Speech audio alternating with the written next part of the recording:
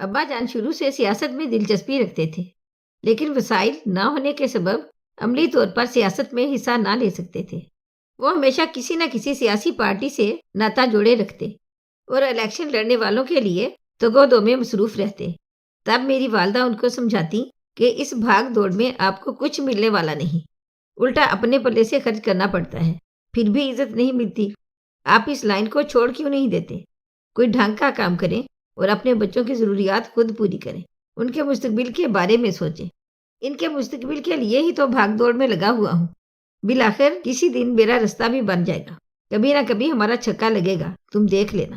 ہمارے تایا بے اولاد تھے، ان کی بیوی وفات پا چکی تھی، تبھی وہ ہمارے ساتھ رہتے تھے۔ ان کا اپنا کاروبار تھا، جو کماتے سب کا سب ہم پر خرچ کر دیتے، گویا کہ ہم ہی ان کی اولاد تھے۔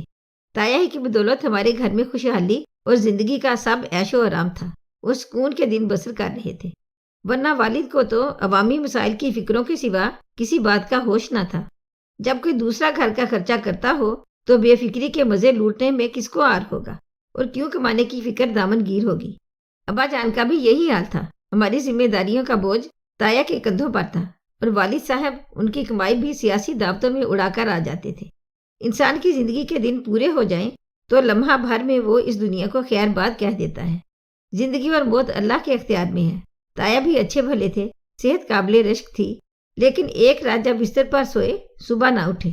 رات کے نہ جانے کون سے پہر موت ان کو لے اڑی، ہم تو سکتے میں رہ گئے۔ ان کے جانے سے ہمارے گھر کا سکون چلا گیا، زندگی کا نظام درہم برہم ہو گیا، کیونکہ کمانے والے اور گھر چلانے والے تو وہی تھے۔ ابا تو اپنے سیاسی مشاغل میں گم تھے، ان کو خبر ہی نہ تھی کہ گھر کا نظام کیسے چل رہا ہے، راشن کتنے کا آتا ہے، بجلی کے بل، بچوں کی فیس کب بھری جاتی ہے۔ جب سر پر پڑی تو ہوش آیا۔ پہلے تایا کا کاروبار سنبھالنے کی کوشش کی، مگر کاروبار کا بھی تجربہ نہ تھا، بزنس کی الف بے سے واقفیت نہ رکھتے تھے، بزنس ان کے باس کا کام نہ تھا۔ سال بھر میں برسوں کی محنت کو چوپٹ کر ڈالا، دکان بیچ اور دامن جھاڑ کر گھر آ بیٹھے۔ دوسرا کوئی کام بھی ان کو نہیں آتا تھا، سرکاری ملازمت کے لیے اوور ایج ہو چکے تھے۔ ہاں، اگر کچھ شدھ بدھ تھی تو وہ سیاست میں تھی۔ تایا کی وفات کے بعد ان کے حصہ کی جائیداد کے بھی وہی مالک تھے۔ جس گھر میں ہم رہتے تھے وہ آدھا تایا کا اور آدھا میرے والد کا تھا۔ جب چاروں طرف اندھیرا نظر آیا، ان کو یہ سوجھی کہ کوٹھی بیچ دی اور کل جمع پونجی کو بھی سیاست کی بھٹی میں جھونک دیا۔ خود ہم کو لے کر کرائے کے مکان میں رہائش پذیر ہو گئے۔ سیاست کے لیے دولت کا ہونا ضروری ہے۔ یہ وہ بھٹی ہے کہ جس کو نوٹوں سے دہکایا جاتا ہے، تبھی کوئی شخص الیکشن میں حصہ لے سکتا ہے۔ والد نے بھی یہی کیا اور نوٹوں کے بنڈل سیاست کی دیوی پر وار کر بالآخر وہ منتخب ہو کر عوامی نمائندے بن گئے۔ اب ان کی عزت میں اضافہ ہوا اور مال و دولت نے از خود دستک دینی شروع کر دی۔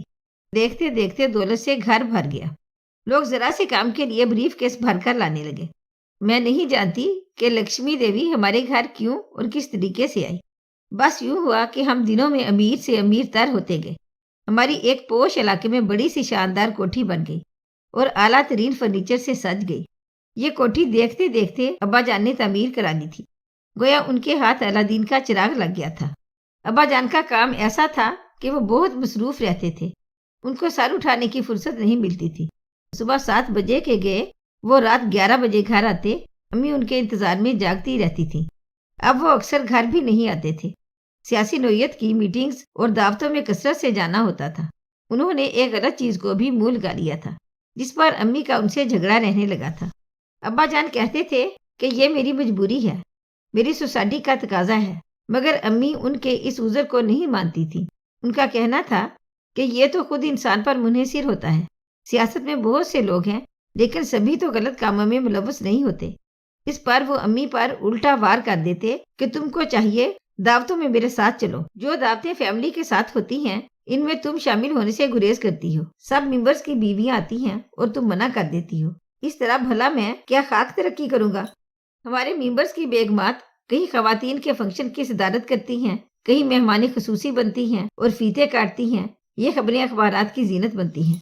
تم پڑھی لکھی ہو، ایم اے ہو، لیکن برقع اوڑھتی ہو اور گھر سے نہیں نکلتی ہو۔ اگر ان پڑھ ہوتی تو بھی الگ بات تھی، طالب علمی کے زمانے کی اچھی مقررہ تھیں اور اب اتنی سادہ کہ اپنے بال تک نہیں بناتی، حلیہ دیکھا ہے، لباس تک کا ہوش نہیں ہے۔ بھلا کیا امید رکھوں کہ تقریبات میں جا کر تقریریں کرو گی یا کہ افتتاح کرو گی؟ تم تو میری لٹیا ڈبو رہی ہو۔ امی اعلیٰ تعلیم یافتہ ایک مہذب شریف گھرانے کی دختر تھی۔ وہ شادی سے پہلے برقع نہیں اوڑھتی تھی۔ ان کے خاندان والے بھی سبھی تعلیم یافتہ تھے۔ ان کے وہاں برقعے کا رواج نہ تھا، لیکن وہ مشرقی روایات کے پابند بھی تھے۔ بلا وجہ کی آزادی نہ تھی اور ان کی خواتین فیشنیبل بھی نہ تھی، مگر شادی کے بعد والد صاحب نے ان کو برقع پہنایا۔ وہ ان کا ہر حکم مانتی تھی۔ والد صاحب چونکہ کوئی کام نہ کرتے تھے، لہٰذا امی خود گھر کے سارے کام کرتی، ملازمہ نہ رکھتی تھی، محنت مشقت سے نہیں گھبراتی تھی۔ سیاست میں شامل ہوتے ہی دولت آ گئی۔ ابا جان کا مزاج بدلا۔ وہ اب والدہ کو ماڈرن لباس میں دیکھنے کے آرزو مند ہوئے۔ ان کو بیوٹی پارلر جانے کا کہتے، بال بنوانے پر اصرار کرتے، دعوتوں پر ساتھ چلنے کا کہتے۔ امی اپنا مزاج نہ بدل سکی۔ وہ انکار کرتی رہی۔ ابا جان خفا ہو جاتے۔ وہ مستقل ہی خفا رہنے لگے۔ کہتے تھے برقع ترک کر دو، پہلے بھی تو پردہ نہیں کرتی تھی، سر پر اسکارف باندھ لیا کرو۔ اس پر امی کہتی، اب تو عادت ہو گئی ہے، جب ایک بار حجاب لے لیا ہے ترک نہیں کر سکتی۔ اسی بات کے بہانے سے والد روز جھگڑتے۔ دراصل انہوں نے دوسری شادی کرنا تھی، سو یہ جواز بنا کہ انہوں نے اونچی سوسائٹی کی ایک خاتون سے دوسری شادی کر لی۔ وہ جو سوسائٹی کے تقاضے سمجھتی تھی، جانے کب اور کہاں ان کی ملاقات ہوئی اور پھر شادی تک نوبت آ پہنچی۔ امی جان میں بہت سی خصوصیات تھیں، مگر وہ بلا کی ضدی بھی تھی۔ جس روز ان کو پتا چلا کہ بابا جان نے ایک فیشنیبل حسینہ سے دوسری شادی کر لی ہے، انہوں نے صاف کہہ دیا کہ یا تو اس عورت کو چھوڑ دو یا مجھے چھوڑ دو۔ اب میں نے اس گھر میں سوتن کے ساتھ نہیں رہنا۔ ابا جان گرچہ دوسری بیوی کو گھر میں نہ لائے تھے، مگر وہ اس کو چھوڑنے کی حامی بھی نہیں بھر رہے تھے۔ اس پر میری والدہ خفا ہو کر اپنے بھائی کے گھر چلی گئی۔ ابا جان نے ان کے بیکے والوں، حتیٰ کہ ہم بچوں نے کافی زور لگایا کہ امی جان واپس لوٹ آئیں، مگر وہ نہیں آئی۔ جب کافی دن گزر گئے اور گھر کا نظام متاثر ہونے لگا تو والد صاحب بے بس ہو گئے۔ وہ جانتے نہ تھے امی جان ہٹ کی کتنی پکی ہیں، لہٰذا انہوں نے یہ کیا کہ اپنی دوسری بیوی کو گھر لے آئے۔ یہ پکی عمر کی مناسب شکل و صورت کی عورت تھی، خود کو بنا سوار کر رکھنے کی وجہ سے کافی خوبصورت اور شاندار لگتی تھی، خوش اخلاق بھی تھی۔ اس نے آتے ہی ہم سب کو اپنے ساتھ مانوس کر لیا۔ کچھ دن وہ ہمارے ساتھ ٹھیک رہی، مگر رفتہ رفتہ اس کے بھی جوہر کھلنے لگے۔ یہ نئی ماں تو حد درجہ سوشل قسم کی خاتون نکلی۔ ہر روز تیار ہو کر کہیں نہ کہیں چلی جاتی۔ گھر میں اس کے آنے سے ایک ایسا عجیب و غریب انقلاب آ گیا، ہم تصور بھی نہ کر سکتے تھے۔ اب گھر یا تو مہمانوں سے بھرا ہوتا یا وہ خود کہیں گئی ہوتی۔ کبھی گھر میں پارٹیاں تو کبھی باہر کی پارٹیاں۔ اب وہ ابا جان کے ساتھ کم جاتی اور تنہا زیادہ جاتی، گھر کے کسی کام کو ہاتھ نہ لگاتی، حتیٰ کہ کبھی ہل کر پانی بھی نہ پیتی۔ سبھی کام نوکر کرتے یا ہم، جبکہ ہماری سگی ماں تو نوکروں کے ہوتے ہوئے بھی خود کام کی دیکھ بھال کرتی رہتی تھی۔ ابا جان چلے جاتے تو یہ خاتون بھی تیار ہو کر نکل پڑتی، خود گاڑی ڈرائیو کرتی اور جب جی چاہتا تبھی لوٹتی۔ ہم میں سے کوئی ساتھ چلنے کو کہتا تو جھڑک دیتی کہ میں کوئی بچی ہوں جو اکیلی نہیں جا سکتی، مجھے کسی کی نگرانی کی ضرورت نہیں۔ اب گھر کا یہ حال کہ نوکروں کے سنوارنے کے باوجود اجڑا ہوا لگتا تھا۔ سب کچھ نوکروں کے رحم و کرم پر تھا۔ رشتے دار آ جاتے تو یہی کہنا پڑتا امی بازار گئی ہیں۔ مہمانوں کو ہم بچیاں ہی خاطر مدارت کر کے خدا حافظ کہہ دیتی تھی۔ گھر سارا سارا دن ممتا کے بنا بھائیں بھائیں کرتا محسوس ہوتا۔ نہ امی کو غرض گھر میں کیا ہو رہا ہے اور نہ ابا جان کو فرصت کہ ان کے بچے کس حال میں ہیں۔ والد کو تو بس دولت سمیٹنے کے منصوبوں سے ہی فرصت نہ تھی، اور امی کو شاپنگ اور نئے ملبوسات کی خریداری سے واسطہ تھا۔ ایک روز ابا جان گھر جلد لوٹ آئے۔ امی صبح کی گئیں ابھی تک نہ لوٹی تھی، یہاں تک کہ رات کے 10 بج گئے۔ وہ کسی کو بتا کر بھی نہ جاتی تھیں کہ کدھر جاتی ہیں۔ ہم والد کو کیا بتاتے، بس دم سادے بیٹھے تھے۔ کیسے بتاتے، یہ تو ان کا روز کا معمول ہے۔ بالآخر ایک ملازم کی زبانی ان کو علم ہو گیا کہ یہ تو بیگم صاحبہ کا روز کا معمول ہے۔ تبھی وہ غصے میں سڑک پر جا کر کھڑے ہوئے کہ دیکھو کدھر سے آتی ہے۔ ابا جان دیکھ نہ پائے اور وہ آ گئیں، نہ جانے کدھر سے آئی تھی۔ والد نے پوچھا کہاں جاتی ہو اور بچوں کو بتا کر کیوں نہیں جاتی ہو۔ وہ چلانے لگی، کیا تمہارے بچے میرے سرپرست ہیں کہ ان کو بتا کر جاؤں، یا کہ یہ میرے چوکیدار ہیں؟ تم خود کتنے کتنے دن غائب رہتے ہو؟ کیا میں نے کبھی تم سے پوچھا؟ تم کو معلوم ہے کہ میں سرکاری کاموں میں مصروف رہتا ہوں، جبکہ تم پر ایسی کوئی ذمہ داری نہیں ہے۔ اس پر بھی میرے باپ کی یہ بیگم صاحبہ اتنی چیخی چلائیں کہ گھر سر پر اٹھا لیا۔ والد نے 2 ٹوک کہہ دیا، آئندہ تم کہیں اکیلی نہ جاؤ گی، میرے بچوں میں سے کسی کو ساتھ لے کر جاؤ گی۔ میرے بہن بھائی ان سے دور دور رہنے لگے۔ لیکن میں ان سب سے زیادہ سمجھدار تھی، ان سے بنا کر رکھتی، جو کہتی وہ کرتی، ان کی فرما برداری میں کمی نہ آنے دی، تو وہ مجھ پر اعتبار کرنے لگی، مہربان بھی مجھ پر رہتی۔ والد سے جب 2-4 بار باہر جانے پر ان کا جھگڑا ہوا تو ان کے دل میں کچھ ڈر پیدا ہو گیا۔ ایک روز ابا جان نے مجھے کہا، نینا میں تمہاری امی کی رپورٹ تم سے لوں گا کہ کب جاتی ہیں کب آتی ہیں، اگر تم لوگوں کو بتا کر نہ جائیں کہ کہاں جا رہی ہیں مجھے فون کر دینا۔ امی بھی یہ باتیں سن رہی تھی۔ اس کے بعد جب بھی والد نے ان کے بارے میں پوچھا، میں نے باپ کی بیگم کا پردہ رکھ لیا، ان کی چگلی نہ کی، کیونکہ جھگڑے سے ڈرتی تھی، نہیں چاہتی تھی کہ شور شرابہ ہو اور ہم سب کا سکون برباد ہو۔ اسی باعث ہماری ان ماں کو مجھ پر اعتبار آ گیا اور وہ مجھ کو چاہنے لگی۔ تبھی ایک روز بولی، نینو میں نے کہیں جانا ہے، ایک رشتے دار کے پاس، وہ بیمار ہیں، ان کو دیکھنے جا رہی ہوں، تم بھی میرے ساتھ چلو۔ میں تیار ہوگی۔ انہوں نے اپنی گاڑی نکالی، ڈرائیور کو ساتھ نہ لیا، خود ڈرائیو کر کے مجھے ساتھ لے گئیں۔ کافی فاصلہ طے کرنے کے بعد ایک کوٹھی کے سامنے اتر گئی اور بے تکلف اندر چلی گئی۔ اتنی بڑی کوٹھی مکینوں سے خالی تھی۔ مجھے ڈرائنگ روم میں بٹھا دیا، بولی یہاں بیٹھو ابھی آتی ہوں۔ وہ سیدھی ایک کمرے میں گئی۔ جب دروازہ کھلا تو میں نے دیکھا کہ سامنے بیڈ پر کوئی شخص دراز تھا۔ یہ کسی کی خواب گاہ تھی۔ کافی دیر گزر گئی، وہ باہر نہ آئی۔ میرا جی گھبرانے لگا۔ باورچی خانے میں غالباً خان سامہ تھا، جو کچن کے کاموں میں مصروف تھا۔ میں اٹھ کر اس کی طرف گئی، پوچھا کہ باہر کوئی فون ہے، میں امی کو بلانا چاہتی ہوں۔ وہ بولا پچھلی طرف کھڑکی ہے، وہاں سے بلا لیں۔ شاید ایسا اس نے مجھے جان بوجھ کر کہا تھا۔ بہرحال میں پچھلی جانب گلی نما راہداری میں گئی۔ کھڑکی پوری طرح بند نہ تھی اور پوری کھلی ہوئی بھی نہ تھی، دونوں پٹوں کے درمیان پینسل جتنی درز تھی۔ میں نے اپنی آنکھ اس درز پر رکھ دی اور وہاں جو نظارہ دیکھا، غم و غصے سے میرے آنسو نکل آئے۔ میں پورے وجود سے کانپ گئی، بڑی مشکل سے خود کو سنبھالا اور بمشکل چل کر دوبارہ اس جگہ آ گئی جہاں بیٹھی ہوئی تھی۔ ذرا دیر بعد خان سامہ ہاتھ میں ٹرے لے کر آ گیا۔ اس نے ٹرے میرے سامنے رکھ دی اور بولا، آپ یہ لیجئے، تب تک آپ کی امی باہر آ جائیں گی۔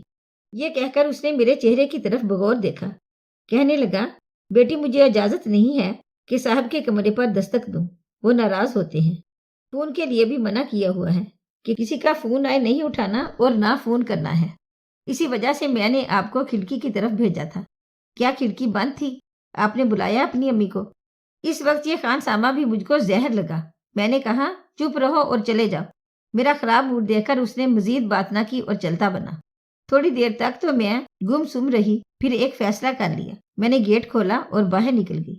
ایک رکشے والے کو روکا اور کہا کہ مبارک مارکیٹ چلو، وہاں میرے ماموں کا گھر تھا۔ رکشے والا بریش عمر رسیدہ شریف آدمی تھا۔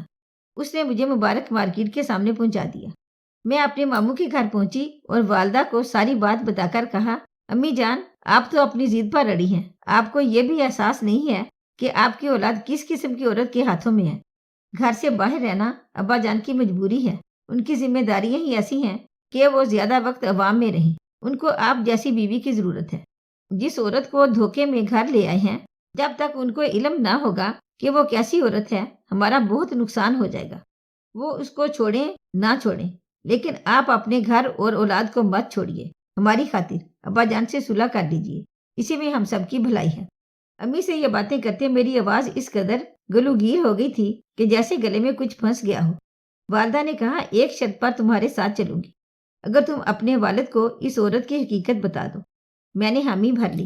وہ میرے ساتھ گھر آ گئی، لیکن میری دوسری ماں رات کو بھی گھر نہیں آئی۔ اس کو یقین ہو گیا تھا کہ میں جس طرح وہاں سے بغیر بتائے نکلی ہوں، گھر جا کر میں نے کچھ نہ کچھ تو اپنے باپ کو بتا ہی دیا ہوگا۔ اس نے فون پر ابا جان سے رابطہ کیا۔ میں امی کو جو کچھ بتا چکی تھی، انہوں نے میرے والد کے گوش گزار کر دیا تھا۔